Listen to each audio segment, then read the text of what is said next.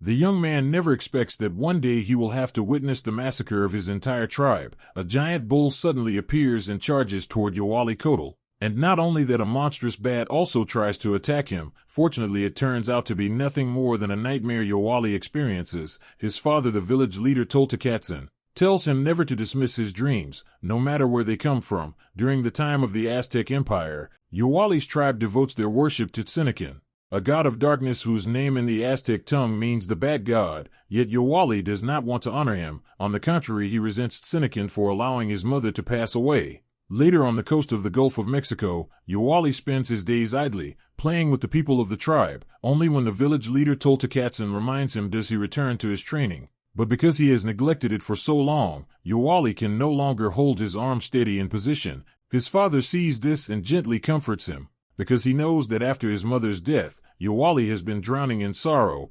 Toltekatzen tells him it is time to grow up and think of the future. Because one day he must take his father's place, remain ever ready to fight and serve his people with all his strength. His father says fear can destroy a man, but it can also stir the courage to act, depending on the choice he makes. Their conversation is suddenly interrupted by the arrival of the Spaniards. Captain Hernan Cortés steps forward and declares that he comes in the name of Almighty God, the Holy Roman Emperor, His Majesty Charles I, and King of Castile. He is exploring the New World and has found here a vast, fertile land stretching before him. Cortez's crew lack supplies, so they asks to trade with the village leader Toltekatzen, and the village leader agrees. Toltekatzen welcomes the Spaniards as honored guests, not realizing that this act of goodwill will cost him dearly. Before long, Cortez's men begin to behave as if the village already belongs to them. Toltekatzen, however, tells them that tonight he will seek judgment from the gods, and return for the leader's hospitality. Captain Cortés presents the inventions and ideas of lands beyond the ocean,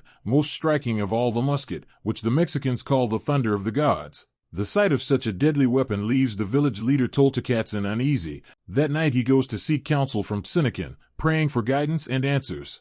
However, Yowali believes that the Spaniards themselves are gods. Hearing this, his father furiously scolds him, for he knows these foreigners are cunning and dangerous. Even so, the village leader does not forget to instruct his son. If misfortune comes, he must find Akatzen, the man who once cared for their family. Dawn soon breaks and Yowali feels a heavy unease in his chest. His premonition proves true, for the Spaniards begin to show their true face. They demand the site of the Aztec capital Tenochtitlan. When the village leader Toltekatzen refuses, Captain Hernan Cortés has him struck down without mercy. The people of the tribe, seeing this atrocity, cannot stand idly by, and a battle becomes inevitable. No one grieves more than Yowali, who can do nothing but cry out his father's name in helpless despair. Not only that, Yowali cannot stay for long because Captain Hernan Cortés wants to capture him. While fleeing, Yowali is struck by a bullet in his shoulder. He begins to stagger and forces his feet to move forward. Soon the nightmare returns, and when Yowali finally escapes from it, he collapses into a river.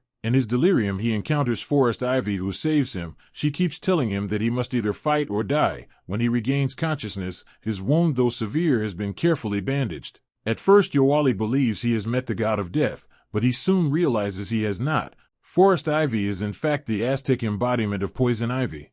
Afterward, Yowali continues wandering through the forest and discovers the forgotten temple of Tzinikin. There he once again curses Tzinikin, blaming him not only for the death of his parents but also for the loss of his entire village. As Yowali laments and weeps, a swarm of bats drives him out of the temple. When he finally escapes them, he unexpectedly stumbles upon Tenochtitlan. To his surprise, he meets Akatzen again, the incarnation of Alfred the Steward in the Aztec Empire. The next day, Akatzen leads Yowali to the Moctezuma Palace, the royal residence of the last Aztec emperor, Moctezuma II, in the capital Tenochtitlan. There, Yowali recounts the tragedy of his village to the emperor, but High Priest Yoka repeatedly condemns Yowali as a coward for abandoning the village instead of staying to fight. Yoka insists that the Spaniards should be welcome to prevent their wrath. Moctezuma II, however, believes that if they are truly gods, they will find their own way here. Enraged, Yowali departs, as the high priest knows nothing of the true danger posed by Captain Hernan Cortés. Even if Yoka can speak directly with the gods, Yowali argues that no god would wield weapons to take human lives. Determined to resist the Spaniards, he asks Akatzen to train him into the greatest warrior the world has ever known. Meanwhile, the high priest seeks guidance from Huitzilopochtli, the Aztec god of the sun and war, protector of Tenochtitlan. At the same time, Yowali throws himself into training under Akitson's guidance. Progress comes quickly, and his skills improve day by day. Yowali even reaches the point where he can fight on equal ground with Akitson and defeat him. Meanwhile, the Spaniards continue their search for Tenochtitlan, mercilessly striking down any tribes that refuse to submit. Yowali, on the other hand, has now become a resilient and fearless warrior. At last the day arrives when Captain Hernán Cortés discovers Tenochtitlan. The high priest Yoka remains firm in his belief that the Spaniards are gods and that the Aztec Empire must welcome them, or else suffer an unimaginable wrath. Only Yowali stands ready to fight alongside the other warriors. He swears upon the blood of his parents that the Spaniards are not divine. Seeing this, Emperor Moctezuma II tells both men to wait for his judgment. Before long, the Spaniards advance deep into the Aztec capital. Captain Hernán Cortés still wears his false mask, invoking the name of Almighty God, the Holy Roman Emperor, His Majesty Charles I, and King of Castile, as he requests entry to share the wondrous inventions of the outside world. At the same time, Huitzilopochtli commands High Priest Yoka to persuade Moctezuma II to open the gates and welcome the Spaniards, realizing the moment is not yet right. Yowali restrains his warriors and orders the gates to be opened. He refuses to let innocent lives be sacrificed. The Spaniards are then granted an audience with Emperor Moctezuma II. He wonders why Captain Hernán Cortés refuses the gifts, but High Priest Yoka suggests that perhaps they desire something else, to show devotion to the gods. Emperor Moctezuma II invites Captain Hernán Cortés to sit on his very throne, yet Cortés does not realize that shaking hands with the emperor is a sacred taboo. The gods would never do such a thing. Worse still, when an ominous sign appears in the sky, filling the Aztec people with dread, believing that he had welcomed Cortés too late and thus caused this calamity. Moctezuma II falls into despair. While the entire empire panics at the message of the world's end, Akitson then prays to Tzinikin, saying that Yowali cannot act at night without the blessing of Huitzilopochtli. Moreover, Captain Hernán Cortés is now a distinguished guest of Emperor Moctezuma II, but Yowali does not care. As Tzinikin still owes him, determined, he dons his costume and strikes when Cortés is distracted, yet Cortés's right-hand man blocks the attack, and the other Spaniards quickly join, turning it into a 3-against-1 fight. Rather than anger, Cortés feels intrigued by such recklessness and challenges Yowali himself. But before Cortés's sharp blade, Yowali is swiftly overwhelmed. Just as he is about to fall, Jaguar Woman suddenly appears, slashing across half of Cortés's face. She is the Aztec incarnation of Catwoman. Shocked by her arrival, Cortés spares Yowali and Jaguar Woman and flees. Grateful, Yowali thanks Jaguar Woman for saving his life. He now realizes how foolish he was to underestimate Cortés's strength. Meanwhile, Cortés's fury peaks. His scarred half-face transforms him into the embodiment of Two-Face within the Aztec Empire. Burning for revenge and desperate for treasure, he orders all his ships set aflame, leaving his men stranded with him. As for Yowali, he tends to his wounds, speaking of Jaguar Woman as a remarkable ally, yet he admits to himself that he cannot defeat the Spaniards or their weapons. This drives him to seek out Jaguar Woman once more, hoping to learn how their inventions truly work. He cannot storm the enemy base alone. At that time, Jaguar Woman is helping the poor. When she notices Yowali tailing her, she vanishes and reappears so swiftly that he cannot keep up. Desperate, he apologizes and begs for her aid, and only then does she agree to stop. Together they reach the Spaniards' stronghold. With Jaguar Woman's help, Yowali learns stealth and manages to steal their weapons. Most notably, the blueprints of their glider. He nearly falls to an ambush,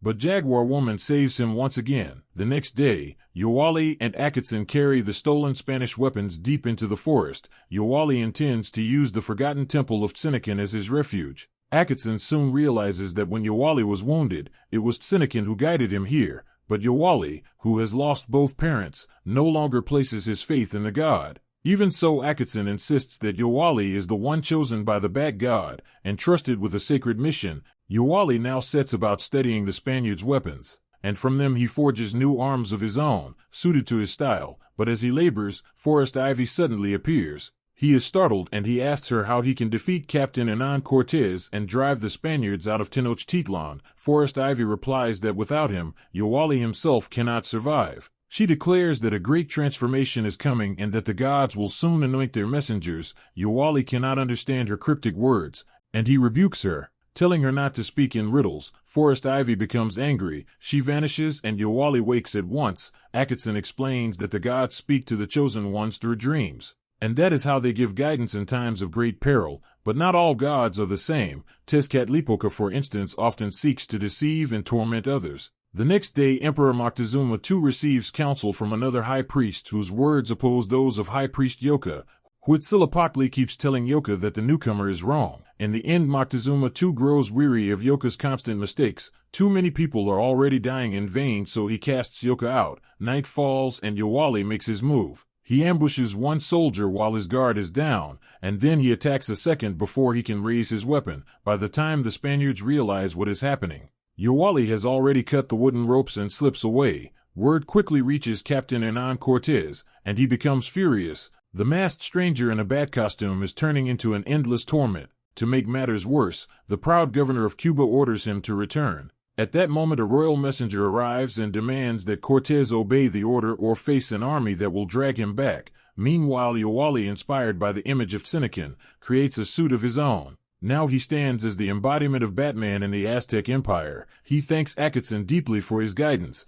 At the same time, Cortez orders his men to build a ship deep in the forest. But Yowali hears of it and acts immediately. With his newly forged weapons, he unleashes a sea of fire. At last he is well armed enough to face Cortez directly. But when he stands before the barrel of a gun, he has no choice but to retreat. The messenger appears again, and this gives Cortez a cruel idea. He kills the envoy with his own hand and blames Yowali. Hoping to stir Cuba's wrath, Yowali watches from afar, but he does not know that an even greater danger is waiting for him ahead. By the next day, Cortez twists the tale and tells Emperor Moctezuma II that the messenger is murdered on Tenochtitlan's soil. He urges the emperor to follow him to avoid worse disasters. However, before leaving, Moctezuma wants the Spaniards to stay and take part in the Toxcatl festival. This is one of the grandest ceremonies of the Aztecs, honoring Tezcatlipoca, the god of night, fate, and chaos. Through human sacrifice, to protect his emperor, Yowali steps forward and takes the burden upon himself. Vowing to stand as Cortez's companion, Yowali and Captain Hernan Cortez have a conversation. Yowali asks about the Spaniards' true purpose. Instead of answering directly, Cortez says that it does not matter how much they have, because they can always have more. Night falls and High Priest Yoka returns home. His family is overjoyed because after so many years apart, they are finally reunited. During the meal, Yoka suddenly takes out a knife and asks his family about their beliefs. They say that they believe in him and also in Huitzilopochtli. As a result, Yoka's family reluctantly becomes a sacrifice to Huitzilopochtli to nourish his power, but Yoka does not realize that Tezcatlipoca has tricked him. He personally sacrifices his whole family just to please Tezcatlipoca, and now he becomes insane. Eventually, High Priest Yoka becomes the incarnation of the Joker in the Aztec Empire. At the same time, Captain Hernan Cortez leads his men into the forest. A dark shadow appears, and he quickly recognizes Batman's presence, so he sets a trap. Cortez does not expect that Batman has become more formidable. He can escape the trap and fight back. The Spaniards are defeated quickly, forcing Cortez to join the battle himself. Yowali is surprised that Cortez recognizes him from their previous conversation. The bull image on Cortez's armor reminds Yowali of the nightmare he experienced. He realizes that the true purpose of this expedition is to lure him out of Tenochtitlan. Sensing an ominous sign, Yowali immediately chooses to retreat, but it is too late.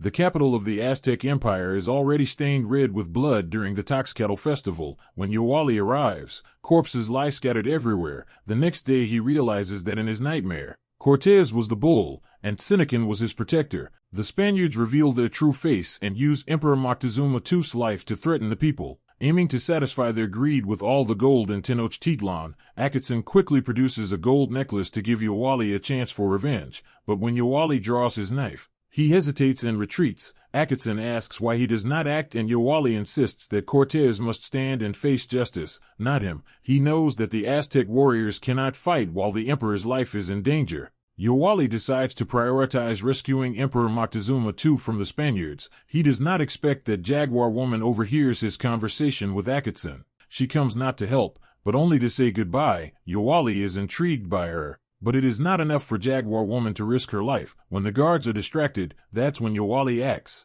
He appears before Emperor Moctezuma II to represent Tzinikin and tells the emperor that the Spaniards are not gods. He urges the emperor to summon the warriors to stop them. Meanwhile, Captain Hernan Cortez plunders the wealth of innocent Aztecs. If anyone dares to resist, he kills them outright. Cortez does not expect that Emperor Moctezuma II has escaped before he can convey Yowali's message to the people. High Priest Yoka stabs him from behind. At this moment Yoka has completely lost his mind. He disguises himself as a Spaniard to kill Emperor Moctezuma II, directly starting the war between the Aztec Empire and the Spanish. The Aztecs struggle against the modern weapons of the Spanish and quickly fall at a disadvantage. Yowali observes from above and appears before the people. He summons all Aztec warriors to prepare for the battle of survival. He asks Akitzin to bring the weapons he has created to support the warriors. Yowali declares loudly that today will be the end of the Spanish and that no one will be allowed to set foot in Tenochtitlan again. With Yowali's weapons, the battle soon reaches balance. He also seeks out Captain Hernan Cortez to avenge his father, but he did not expect the power of the Spanish cannons. Just as the Aztecs do not know how to respond, Jaguar Woman appears to relieve the siege. More surprises follow when Cortez's ship arrives. He wants to destroy the Aztec capital. Cortez takes advantage of the moment when Yowali does not know what is happening and stabs him in the side. He thinks he has won, but Yowali distracts him and escapes, although injured. Yowali asks about the plan he had prepared with Akitzin. Soon he appears atop Tenochtitlan with the glider. A little blood flows from his side, but it does not stop him. Cortez cannot believe his eyes when he sees the glider. Yowali flies to the ship and destroys it to remove it from the fight. Witnessing this, the Aztec spirits rise, believing they are blessed by Tzinikin. The Spanish still have many guns and bullets, so Yowali risks himself again. He shoots a harpoon at a wall to break the Spaniards' defenses. The Aztecs charge and defeat the enemy. Yowali endures excruciating pain, but he has one more battle to fight. His wound worsens, leaving him just enough time to bring Cortez to justice. As he prepares to strike, he is shot from afar and Cortez uses the chance to escape. Meanwhile, Forest Ivy appears to help the Aztecs defeat the Spanish. Cortez's right arm sinks beneath the water, paying for his barbaric actions. The omen finally disappears, and the Aztecs breathe a sigh of relief and celebrate. Cortez faces his defeat when High Priest Yoka suddenly appears, claiming he can help. The enemy of my enemy is my friend, so the two villains join forces. Yowali's wound grows so severe that he cannot stand. In his last moments, he sees the image of his father and mother. That is enough for him to close his eyes and pass away. The Aztecs bring Yowali's body to the temple of Tzinikin for burial, unaware that Tzinikin uses his power to revive him. The Aztecs will also face a new danger waiting ahead.